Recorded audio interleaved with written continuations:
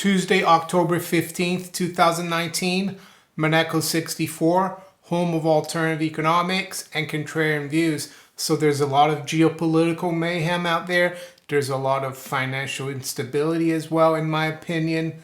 A couple of days ago, the Central Bank of Holland, the Dutch Central Bank, came out with a warning. I did tweet that out on Sunday, and Zero Hedge twigged onto it first. It says, central bank issues stunning warning: if the entire system collapses, gold will be needed to start over.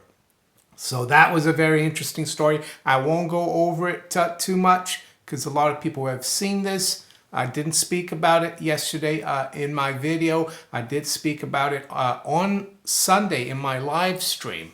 And there's another headline that came out from the Dutch Central Bank, which is a bit of a worry. It is warning, if you want to look at it, if you are following it, it is warning people about the stability of the financial system. And it says, Dutch Central Bank, banks must hold 3 billion euros extra capital for mortgages. So I'll go through the article quickly here. And it says, the Dutch Central Bank said on Tuesday it would require banks to retain 3 billion euros in additional capital to compensate for risks posed by mortgage portfolios. In its fall report on financial stability, their Nederlandse bank said the measure would better prepare the banks to weather a downturn in house prices. It said it would increase the average risk weighting for mortgages to 14% to 15% from the current 11%. In the report, the bank also warned that continuing low interest rates pose a challenge to stability as they undermine banks' profitability and hurt solvency at pension funds and insurance companies. So there you go. In the last ECB meeting, I think there was a lot of protest against Mario. Well, I don't think there was. There was a lot of protest against Mario Draghi's last decision as president to cut rates again, to announce QE again. And I think the Dutch Central Bank was one of the dissenters. And they're coming out now and saying these low rates are not good. They're not good for the banking system. They're not good for pension funds and insurance companies. And it's interesting because today we've got bank earnings starting to come out. As Bloomberg reports here, Diamond will go first in Firehose deluge of U.S. bank earnings. Flood of bank results and macro tumult are set to collide Tuesday. Moving parts include rates, political worry, IPOs, and WeWork. So this is getting very interesting here. We need to keep an eye on these things.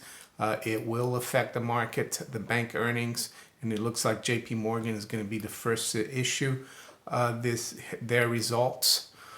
What about geopolitical? I said there's geopolitical mayhem. Oh yeah, with Turkey, what's going on in Turkey? And it's confusing because Donald Trump told Turkey to go ahead and do what they wanted. And now he's saying he's going to impose sanctions against Turkish officials. So very confusing what's going on there. It could create a lot of havoc in the Middle East, what Turkey is doing. So what does the FT say here? Donald Trump imposes sanctions against Turkish officials. U.S. President acts after bipartisan criticism of his policy shift in Syria. Donald Trump moved on Monday to punish Turkey for its military advance into Syria, imposing sanctions on several Turkish ministers and departments, and saying he would double tariffs on the country's steel exports to 50%. It goes on to say, the U.S. president has attracted sharp criticism from fellow Republicans, Democrats, and U.S. allies after making an abrupt shift in U.S. foreign policy in the region this month by consenting to a Turkish military incursion in northeast Syria against U.S.-backed Kurdish militias who have been instrumental in defeating ISIS. So it's weird because you tell a country, yeah, go ahead and do that, and then they do it, and then you impose sanctions on them. It's very confusing. We need to keep an eye on this as well. Not sure how that will evolve, but Turkey is a big power and it's a member of NATO as well, which a lot of people forget. So what about the markets this morning? One thing I've noticed this morning about the markets is that the bond yields are dropping quite a lot with no real news out there. And as I've said recently, the volatility in bond yields is not good for the system, not good for banks, not good for anything, especially if it's in US Treasuries, which is supposed to be the risk-free asset, right? Off of which all other assets are discounted, all other kind of securities, right? We've seen since the beginning of September, or even in September itself, in the first week, the 10-year yield fluctuated like from 143 to 190. And right now we're seeing a lot of fluctuation as well. This morning, as I speak here, is 7:15 a.m. London. The 10-year yield is down almost 7 basis points, which is quite a bit. I worked in the bond markets for over 20 years with government bonds, so I know what I'm talking about here. So we're at 169 now, the 10-year yield. The 2-year yield is down 5 at 156. So something's going on there. Could it be the fact that we've got Jim Bullard of the Fed speaking today? Jim Bullard is the president of the St. Louis Fed. James Bullard, Jim Bullard, whatever you want to call him. He's speaking at, let's see, 9:25 a.m. London time. So he's speaking quite early. I'm not sure where he is. Jim Bullard, he must be somewhere else. Maybe he's in Europe. But he's been known the last few years to be the guy who is always looking for rate cuts. He's an Uber dove, so to speak. So that's out there today. Yeah, I think it's interesting that bond yields are dropping as far as they are today. Recently, the bond market has been fairly steady. And yeah, I know I spoke about volatility earlier, but yeah, in the last few days, it hasn't really moved that much. So let's go to the markets now. As I said, it's just around 7:15 a.m. London. We got spot gold, 1492. So gold held fairly well yesterday. I think the range was around 1482 to 1497. So still resistance there around 1500. So right now we are virtually unchanged. Silver is down just about 2 cents at 1763. Range has been 1760 to 1774. Stock market has continued to come off a little bit, but very little. Yesterday, markets dropped slightly. It wasn't that big of a drop. I think the Dow dropped 29 points. Yeah, S&P dropped 4 points. They did correct from the highs on Friday. I think it was the Dow was up as much as 500, finished down up only about 300. So we have been coming off from those highs. Right now, the Dow future is up 90 points at 26,875. So up a third. S&P as well, up 10 or a third at 2975. NASDAQ 100 future is up 40 points.